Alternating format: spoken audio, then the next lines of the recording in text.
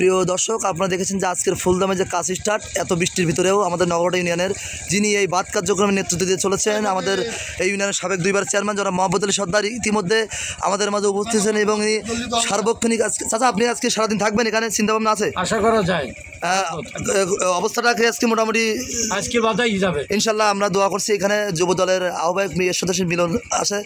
আসসালামু আলাইকুম ভাই, আজকে থাকবেন এখানে?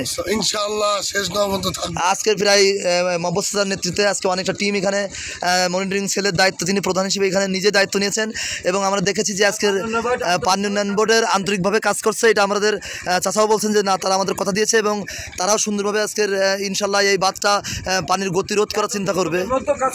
হ্যাঁ, এত দুর্যোগ, এত বৃষ্টি, তার ভিতরে তারা আজকে চলমান এবং জনবলও বাড়িয়েছে এবং টেকনিক্যাল টিমও তারা বাড়িয়েছে। খুলনা থেকে দক্ষ টেকনিক্যাল টিম এসে কিন্তু আজকের এই বাঁধ নির্মাণের সর্বোচ্চ সহযোগিতা এবং পরিশ্রম তারা করে যাচ্ছে। আমরা সামনের ভিডিও আপনাদেরকে দেখাবো।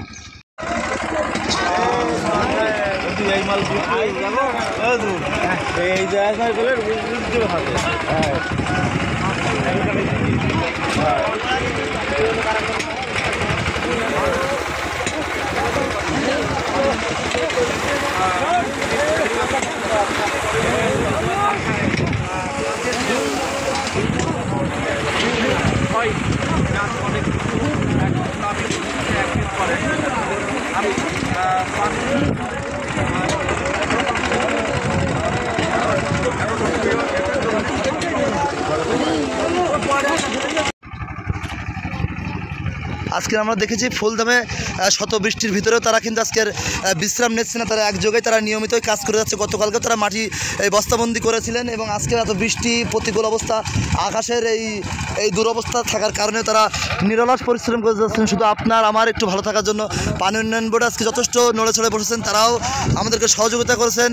চাচা, আপনাদের অবস্থা কি সবাই ভালো আছেন তো? আজকে ইনশাল্লাহ বাদ হয়ে যাবে। আল্লাহ তাআলা সকলকে সুস্থ রাখুক, তাদের মনোবল বৃদ্ধি করুক তাদেরকে সুস্থ রাখার মাধ্যমে, কারণ তারা সুস্থ থাকলে কাজও সুন্দরভাবে গতিতে এগিয়ে যাবে। অর্থাৎ সকলকে সুস্থ থাকার দরকার। ধন্যবাদ সবাইকে।